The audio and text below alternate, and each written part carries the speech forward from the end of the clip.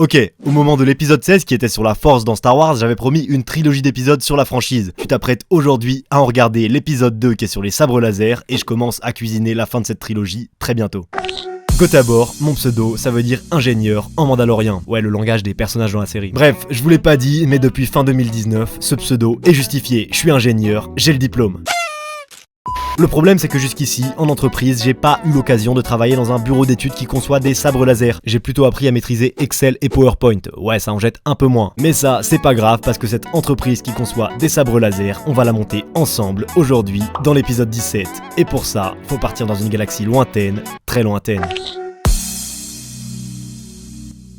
On est en plein cœur de Coruscant, le jeune Gotabor, fraîchement diplômé, vient de quitter son Mandalore natal pour lancer une start-up bien loin de chez lui, dans la capitale de la République, la planète la plus importante de la galaxie, une planète-ville où siège entre autres le gouvernement et le Conseil Jedi. Pour la faire court, aujourd'hui, on s'intéresse à l'histoire de la start-up Expansion, une toute nouvelle start-up qui conçoit des sabres laser avec les technologies de la planète Terre et qui s'apprête bien à se faire un nom dans la capitale. Retraçons donc l'histoire de ce que seraient les étapes de conception d'un tel produit dans notre monde, en passant par les premières idées, les premières solutions, le dimensionnement et les premiers tests. Ouais, c'est là qu'on parlera température et puissance. Puis on tombera sur le problème principal du sabre laser des films, pour finir par présenter un produit final fonctionnel. Ouais, je te jure, reste jusqu'à la fin. Et ce voyage sur Coruscant pour y faire toutes ces choses cool, je vous le propose bien sûr dans mon émission. Aujourd'hui, spéculation.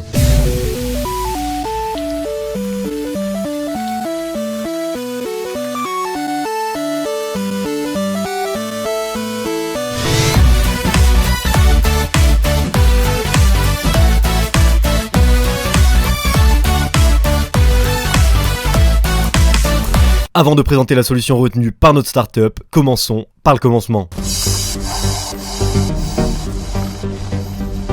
Comme pour tout projet d'innovation, on doit commencer par un avant-projet. Le goal à atteindre, c'est un sabre laser. Intuitivement, on commence donc par se pencher sur les lasers. C'est logique. Bien sûr, découper des trucs avec un laser tel un Jedi, on peut le faire. Y'a qu'à le voir avec ce type de machine pas mal utilisé dans l'industrie pour découper des métaux faisant jusqu'à 25 mm d'épaisseur, ou encore avec ce canon laser développé récemment pour des usages militaires. Le concept, c'est de diriger un puissant faisceau laser sur une cible pour la détruire sous l'effet de la chaleur. Cependant, déjà, ces inventions requièrent beaucoup d'énergie, mais aussi, ces inventions utilisent des lasers. Et où est le problème ? Voici un petit top 3 des trucs qui font qu'un sabre laser ne peut pas être un laser. 1. Même si la technologie des lasers concentre la lumière dans un faisceau uniforme, si rien ne la réfléchit, la réfracte ou l'absorbe cette lumière, elle continue tout droit et aucune chance que ton laser ait l'aspect d'un sabre et fasse 1 mètre de longueur. Sa longueur est infinie.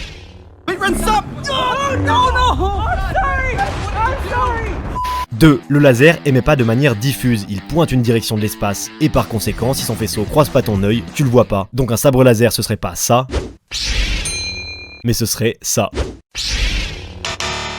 3. Les lasers c'est de la lumière, rien de plus, et la lumière c'est pas de la matière, la lumière c'est des photons, et ces derniers sont incapables d'interagir entre eux. Impossible donc de faire s'entrechoquer deux lames de lumière. On peut dire adieu au combat de sabre.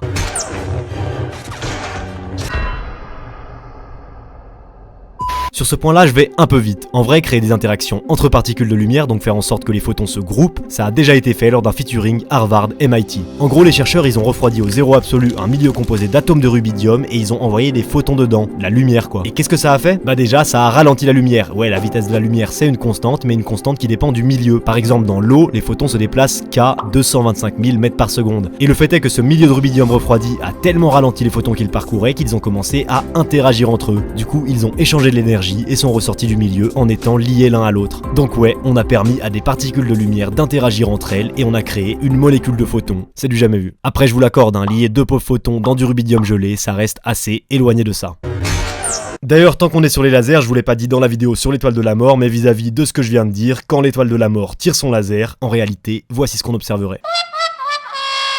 Retour sur Coruscant, et t'as capté, à l'issue du top 3, notre start-up abandonne la piste du laser pour concevoir son produit. Gotabor va donc devoir se pencher sur une autre solution.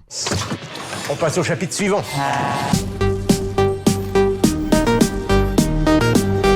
Dans l'univers de Star Wars, voici comment est décrit en mode simplifié le fonctionnement du sabre laser. T'appuies sur un bouton, ça active la cellule d'énergie en bas du sabre, l'énergie libérée par cette dernière atteint ensuite le Kyber Crystal qui donne ses propriétés à la lame, puis vient ensuite un activateur de champ qui ferme ce champ d'énergie qu'est la lame, tout en garantissant son auto-rechargement. Ok, notre mission du jour, essayer de mettre un peu de science là-dessus. Ah ouais, tu veux apprendre? Mais avant, j'ai encore creusé un peu du côté des définitions officielles du sabre laser, notamment en lien avec le jeu Star Wars The Old Republic, qui relate d'une époque de l'univers de Star Wars où les sabres laser, il y en avait pas mal, et je suis tombé sur cette définition où ça parle de lame d'énergie plasma pure, suspendue dans un champ de confinement de force, champ contenant l'immense chaleur du plasma, protégeant le porteur et permettant à la lame de garder sa forme. Et ces idées, on les retrouve aussi à peu près sur la page Wikipédia des sabres laser. Donc si c'est Wikipédia qui le dit, a priori c'est canon.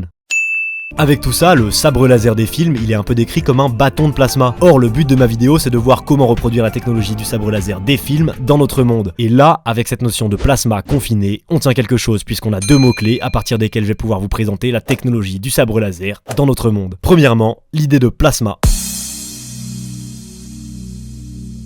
Alors les états solides, liquides, gazeux, tu connais, et bah le plasma c'est le quatrième. En gros, en partant de l'état gazeux et en ajoutant encore de la température, tu peux faire arriver ton gaz dans un nouvel état. Puisque la chaleur crée de l'agitation dans les atomes de gaz, ça les pousse à perdre des électrons, tu viens de créer un plasma, et qui est la forme de matière la plus abondante dans l'univers, puisque 99% de ce qu'on y trouve est sous cette forme. Les exemples les plus connus c'est certes les néons, mais aussi les éclairs que j'avais détaillés dans la partie 1, ou encore le soleil, et même toutes les étoiles au final. Voilà ce qui ressort de notre bureau d'études. Pour faire la lame de notre sabre laser, on va injecter un gaz qu'on va chauffer à haute température avec de l'électricité afin de l'ioniser et d'obtenir un plasma. Là encore, j'invente rien niveau technologie puisque c'est à peu près le principe utilisé par les découpeuses plasma, un analogue aux découpeuses laser dont j'ai déjà parlé. En effet, pour ce nouveau type de machine que tu peux voir à l'œuvre ici, le concept c'est le suivant. T'as une buse qui stocke un gaz sous pression, t'as le matériau que tu veux couper en dessous, tu ionises l'air en créant un arc électrique entre la buse et le matériau conducteur que tu veux couper, ensuite t'injectes ton gaz sous pression via la buse, et là, bim, gaz plus courant qui le chauffe égale plasma. Et ce plasma qui sort, il est super chaud, super rapide et super concentré sur ton matériau à découper. Son pouvoir de découpe est donc immense. Après, sur les découpeuses plasma, la lame elle fait une dizaine de centimètres, mais en augmentant les paramètres d'entrée, on peut imaginer en créer une plus grande. Toujours est-il qu'avec cette technologie, aucun doute sur le fait que la lame de notre sabre pourra faire des dégâts suffisants pour lui permettre de découper des portes blindées.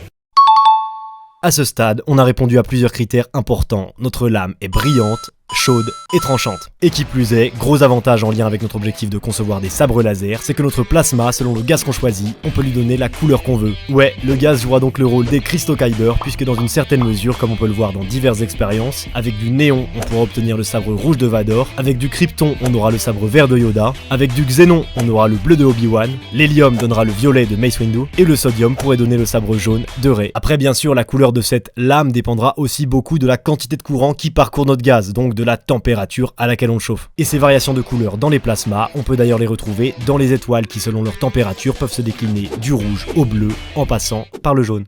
Ça, typiquement, c'est le genre de fact que je drop fréquemment sur ma page Instagram @expansion.gotabor. On commence à être pas mal là-bas et c'est cool, on communique ensemble en story sur l'émission, je vous lâche des petites infos en lien avec l'astronomie, je vous partage des petites vidéos et bientôt je ferai des posts plus en lien avec la chaîne. Bref, c'est bon délire et je te suggère vraiment de venir y faire un tour après cette vidéo. D'ailleurs, je profite de cette pause pour te dire de lâcher dès maintenant un gros pouce pour cet épisode, plutôt de la couleur du sabre d'Anakin que de celle de Vador. Tu peux aussi mettre un pouce violet, mais ça existe pas donc non, tu peux pas en fait.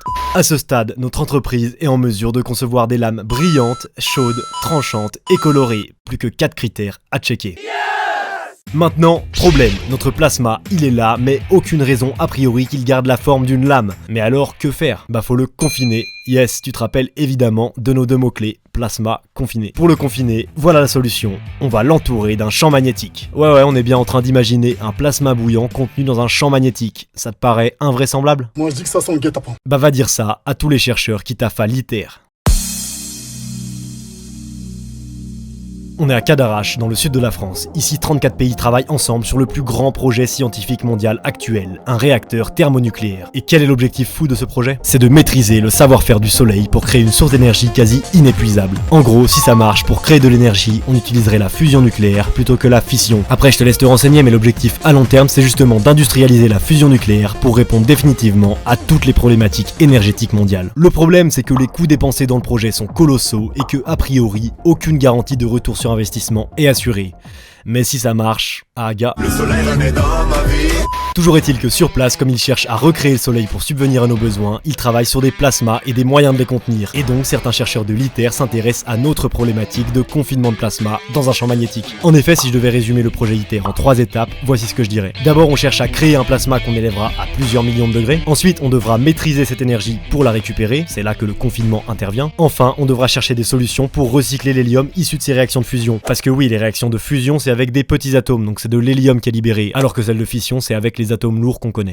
Retour à nos sabres laser. Là où je voulais en venir vis-à-vis de nos objectifs, c'est que ce procédé de confinement de plasma, il n'est pas uniquement fictif, il est bien réel, et notre startup de sabres laser devra donc se renseigner auprès de l'ITER pour choper des infos sur le confinement magnétique, puisque c'est bien une des méthodes qu'ils utilisent là-bas afin de maintenir le plasma à des températures suffisantes, de le contrôler et de lui donner la forme souhaitée. 3 critères indispensables pour l'arme qu'on veut créer. Ainsi, grâce au projet ITER, notre sabre théorique devient relativement stable, sa longueur est fixée et on contrôle le plasma brûlant qui compose sa lame. À ce stade, il nous reste qu'un aspect à vérifier, il faut que quand deux lames se choquent, elles ne passent pas au travers l'une de l'autre et qu'on puisse bien se battre avec au final quoi.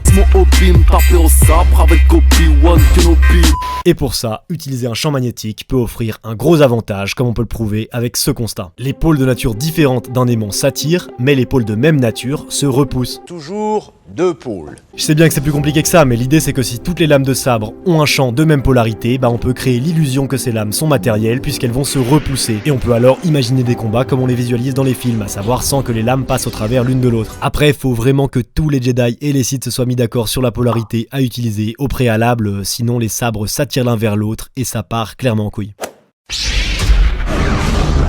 C'est parfait, on est diverti, on a appris des trucs, on peut maintenant synthétiser le fonctionnement de nos sabres laser. Par rapport à cette version Made in Star Wars que je vous avais présentée au début, voici les technologies retenues par notre startup. Alors théoriquement, t'appuies sur le bouton et direct ça va générer le champ magnétique qui va englober la lame, et ce grâce à de puissants électroaimants intégrés à la poignée du sabre. Ensuite, un courant électrique intense se déclenche dans ce confinement et se maintient, ce qui va entraîner l'ionisation de l'air en son sein pour l'amener à l'état de plasma. Puis un gaz est émis et diffusé dans cette enceinte confinée pour donner sa couleur à la lame, disons comme gaz le néon par exemple pour se faire un sabre de Seigneur Sith. Méchant. Bilan, on tient à bout de bras une lame extrêmement chaude de plasma qui est confinée par un champ magnétique qui sécurise le tout. En fait, on fait à peu près ce qu'on observe dans le réacteur expérimental de type Tokamak, qui est le nom du type de réacteur dont je vous ai parlé, sur lequel il travaille à l'ITER. Ok, je crois qu'à ce stade, on a toutes les technologies sur lesquelles le bureau d'études de notre startup va devoir charbonner. Maintenant, il est l'heure de chiffrer tout ça. Et non, malheureusement les parties 3, 4 et 5 de la vidéo n'auront pas lieu aujourd'hui. J'ai charbonné en vrai mais j'ai pas eu le temps d'en finir le montage et du coup pour vous faire patienter j'ai drop la partie 1 aujourd'hui où on a pu voir la technologie retenue par notre sabre laser et je vous drop la partie 2 dimanche prochain à 11h. Partie 2 où on commencera par voir ensemble un chapitre à base de dimensionnement en température et en énergie de notre arme, suivi d'un autre chapitre avec le plus gros problème du sabre laser tel qu'on l'a imaginé, et enfin un dernier chapitre où je vous présente une technologie de sabre laser qui fonctionne sur Terre. Allez, notre aventure sur Coruscant avec la startup Expansion n'est pas terminée, je vous dis à la semaine prochaine, Gotabor out.